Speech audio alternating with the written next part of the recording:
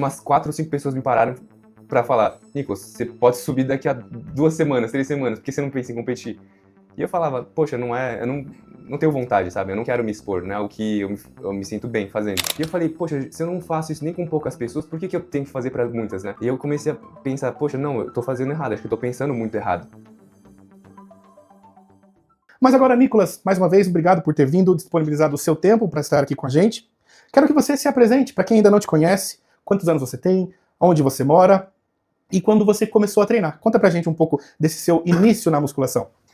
Fala pessoal, me chamo Nicolas, como vocês puderam escutar do Hugo. Meu perfil nas redes sociais é Unique. Eu tenho 26 anos, sou engenheiro químico formado. Comecei a treinar 9 anos atrás, entre 16 para 17 anos, e aí voltado para algo de alta performance mesmo, sem pensar em competição, mas para buscar sempre uma melhora contínua dentro do esporte. Eu digo que há 4 anos mais ou menos, lá depois do período da pandemia, que a gente ficou muito tempo parado, porque teve lockdown, enfim. Então seriam esses 9 anos com 4 anos bem regradinhos.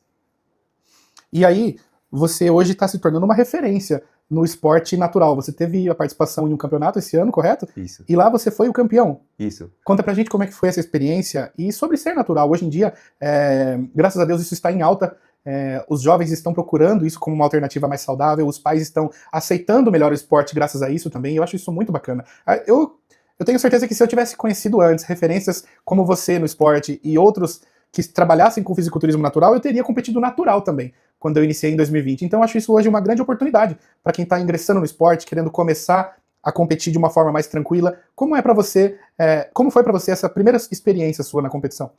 Então, eu sempre prezei pelo natural, porque eu acredito que quando eu entrei na academia, eu tive boas referências, como, por exemplo, na época era o Caio Botura, que era a maior referência, há uns 6, 7 anos atrás, do meio natural. Então eu aprendi muito, tanto a fazer dieta quanto treinar, e a progressão de carga, toda a filosofia de treino que não só o natural, mas todos os atletas praticam, eu acabei absorvendo, sabe?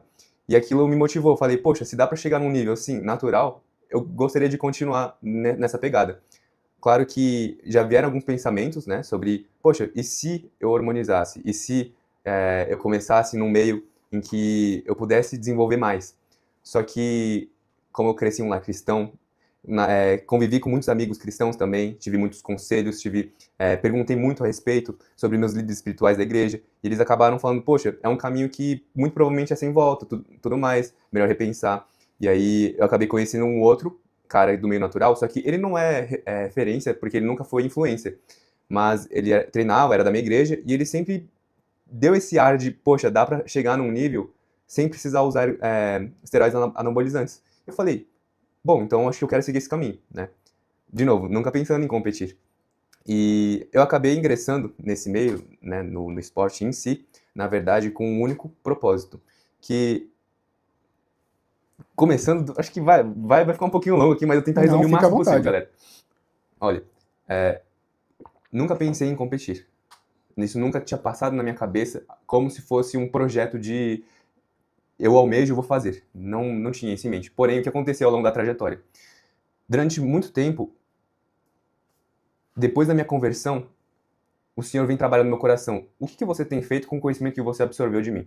O que você tem feito com toda a palavra que você escutou? Você foi um ouvinte passivo ou você é alguém que pratica aquilo que foi escutado? E aí aquilo me impactou muito, durante muito tempo. E ano passado foi um ano muito que começou a martelar isso na minha cabeça. Eu falei, poxa, eu preciso fazer algo, porque o Senhor está pedindo para que eu compartilhe e divulgue o Evangelho. Só que o que eu entendia? Eu já tinha uma vocação, que era esse meio fitness. Todo mundo da academia que me acompanhava, que eram amigos meus, me viam como uma referência já. Só que eu nunca pensei, né, em ir para alta performance nesse aspecto. Surgiu um dia que eu falei, olha, eu vou tentar fazer um teste aqui, depois que eu bater um PR no terra ali, né, 220 quilos era a meta que eu queria chegar. Não chega nem próximo do terra que ele Ah, que levanta isso, aqui. 220 é muito bom. E aí eu falei, depois de bater essa meta, eu pretendo começar a secar e eu quero ver até onde eu consigo naturalmente secar. E aí eu comecei depois de bater o PR, graças a Deus eu consegui lá sem me machucar, e aí eu planejei para conseguir fazer toda essa construção de ficar seco. E aí o que aconteceu? Não tinha acompanhamento profissional, fiz tudo sozinho, todos os estudos que eu tinha na época, até agora, né, mas agora eu tenho um coach, o Lucas ali me apadrinhou, mas enfim. eu comecei a traçar uma trajetória de falar, bom, eu sei como faz para chegar lá, vamos ver se eu consigo. E aí eu consegui. Foram 16 semanas que eu tinha projetado depois de bater o PR no terra. E ao longo do tempo que foi se passando, todas as pessoas que estavam ao meu redor começaram a reparar que eu estava ficando bem mais seco, bem mais magro mesmo. Só que conseguindo manter uma certa quantidade boa de massa magra ali. E o que aconteceu? Nesse meio tempo, umas 4 ou 5 pessoas me pararam para falar, Nicolas, você pode subir daqui a 2 semanas, 3 semanas, por que você não pensa em competir? E eu falava, poxa, eu não tenho vontade, sabe? Eu não quero me expor, né? O que eu me sinto bem fazendo. E aí, de novo, algumas outras pessoas vieram falando, Nico, você precisa subir. Já pensou se você ganhar um patrocínio, não sei o quê? Aí aquilo pegou um pouco na minha cabeça, mas não foi o suficiente, sabe? E aí eu comecei a orar. Senhor, eu sei que nesse lugar as pessoas olham pra mim e sem eu precisar abrir a minha boca, as pessoas já me olham como referência. E se eu começar a falar do Senhor através dessa minha excelência aqui na academia? E aí eu falei, será que eu preciso competir para pregar o evangelho? E eu comecei a pensar, poxa, acho que não precisa, né? Mas aí eu acendeu uma coisa dentro de mim, de que eu precisava estar nesse meio para conseguir pregar o evangelho com mais fervor e mais alcance. E eu falei, poxa, se eu não faço isso nem com poucas pessoas, por que eu tenho que fazer para muitas, né? E eu comecei a pensar, poxa, não, eu tô fazendo errado, acho que eu tô pensando muito errado. Que se eu não tô fazendo com poucas, por que com muitas eu faria? Enfim, e aí passou mais um tempo, meu amigo chegou do nada falando, Nicolas, eu vou subir, vai ser minha estreia, não sei o quê, e é um amigo da faculdade que eu tenho, o Guilherme, a gente se formou praticamente junto, eu não consegui formar no mesmo ano que eu fiz intercâmbio, mas enfim, ele falou, Nicolas, eu vou subir tal data, e era em abril, comecinho de abril, e era exatamente a semana que eu tinha estipulado o término do meu cutting, que eu falei, pera, vai cair justo em cima da data, né? E era a SPFF, no caso, a federação que ele subiu. E eu sabia que eu estava em desvantagem, que como natural não daria pra pegar boas colocações. Só que mesmo assim eu falei, poxa, será que assim eu vou ter uma visibilidade e eu consiga falar a respeito do evangelho? Só que aquilo ainda não tinha descido muito bem, né? Mas acendeu de novo uma chama, assim. Eu falei, não, eu vou orar mais. E aí entra a história que eu acho muito importante falar. A maior líder espiritual que eu tenho hoje é minha mãe. A minha mãe é a pessoa que eu mais acho incrível, a pessoa que eu tenho de referência, de uma mulher que ora, dobra os joelhos, gasta, na verdade gasta não, investe tempo com o Senhor, né? Ela sempre preza e dá prioridade à vida espiritual dela. Enfim, eu perguntei pra minha mãe, olha, convém eu competir? Porque você sabe que eu tenho orado a respeito disso, disso, disso, que seria levar o evangelho a esse meio. E a primeira resposta que eu tinha certeza que ela ia dar pra mim era, não, que absurdo, sabe? Nossa, cara, não, você vai começar a ir para um meio muito, sim, escuro, um meio muito idólatra, muito cheio de ego. E eu comecei a refletir, eu falei, poxa, de certa forma, sim, envolve muito ego, envolve muita idolatria no meio. E eu estava muito ciente que eu não estava entrando para conseguir crescer como um atleta. Eu sei, né, eu sabia e ainda sei de que eu estou nesse meio como uma passagem, porque eu quero, através desse esporte, ter um porta-voz em que eu sei que hoje poucas pessoas do meio falam a respeito de Cristo com profundidade. E como eu via que tinha falta nisso, eu abri para minha mãe e falei, olha, eu preciso fazer isso porque eu acho que eu tenho uma vocação. E muita gente olha para mim e percebe que eu sou uma pessoa um pouco diferenciada nesse meio, pela questão da genética, tudo. Aí a minha mãe, ela olhou para os meus olhos e disse, Nicolas, eu vou orar. E aquilo, eu fiquei assustado. Falei, poxa, a resposta mais óbvia para mim que ela podia dar era um não claro, né? Ela é quase uma mulher do coque. Para vocês que não sabem o que é a mulher do coque, é alguém que vive assim na igreja de forma intensa, ora com fervor e tem as amigas que só falam sobre a respeito de Deus, né? Então, basicamente esse é o resumo. E ela disse, eu vou orar. E eu falei, poxa, como isso não foi um não claro, me assustou, porque eu não estava esperando por isso. Falei, ixi, acho que eu tenho que fazer isso mesmo, né? E era um tempo que eu estava buscando intensamente o Senhor, intensamente. E aí minha mãe, ela foi consultar a mãe dela também, que ela acha que é uma mulher de referência para ela. E aí a minha avó, ela é engraçada. No dia que eu fui encontrar com ela mora fora, né, do Brasil. E aí, no dia que eu fui encontrar com ela olhou pro meu físico e falou assim, nossa, que coisa feia, cara. Que é isso aqui no seu braço? Nossa, que ela tinha me visto, acho que de regata na casa dela.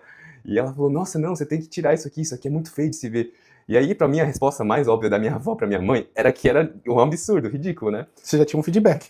Eu já tinha um feedback claro da minha avó. E aí a minha avó falou assim pra minha mãe, você quer saber de uma coisa? um menino tem que fazer isso mesmo.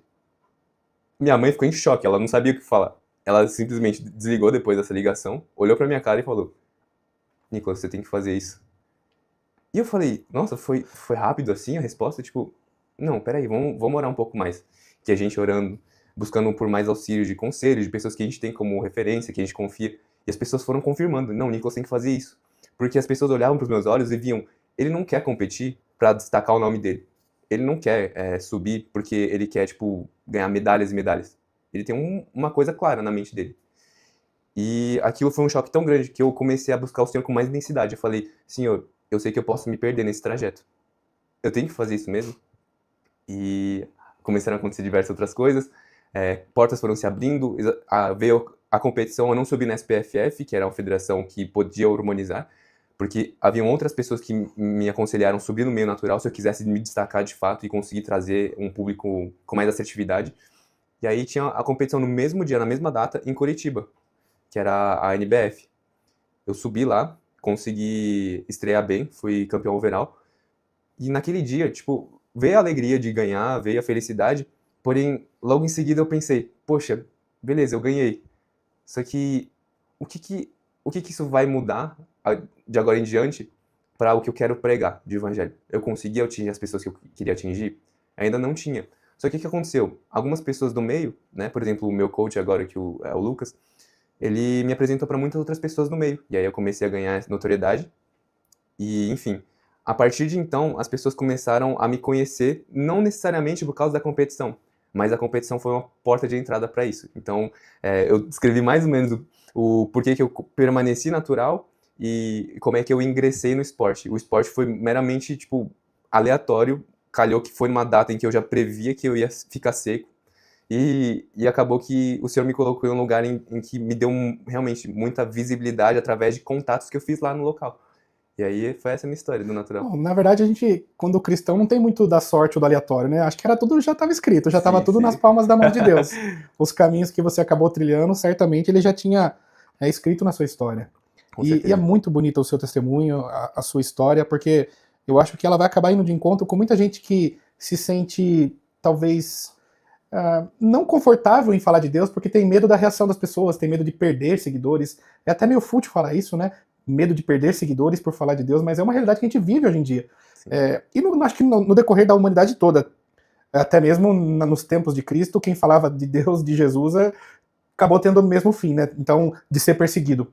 E continua sendo hoje através das redes sociais, porque quando você toma partido de alguma coisa, você acaba sendo negativado por pessoas que pensam o contrário. E você toma uma atitude de postura, de fé e de coragem, e fala abertamente de Deus, e hoje eu acho que você está se tornando uma referência disso, de conseguir evangelizar nas redes sociais. E o fisiculturismo acaba sendo um ponto a mais nessa história. Mas o fato é você falar disso abertamente nas redes sociais, porque você poderia já estar fazendo a diferença na sua igreja, na onde você mora, na rua da sua casa, na sua comunidade, na sua academia, mas você está tendo a postura de coragem de ir além, de multiplicar o seu alcance através das redes sociais, que é, sem dúvida alguma, uma grande ferramenta que Deus deu para a humanidade para se conectar através de mais pessoas, porque até a tecnologia e a internet não foi por acaso. Se teve alguém que construiu ela, foi com certeza com a graça de Deus.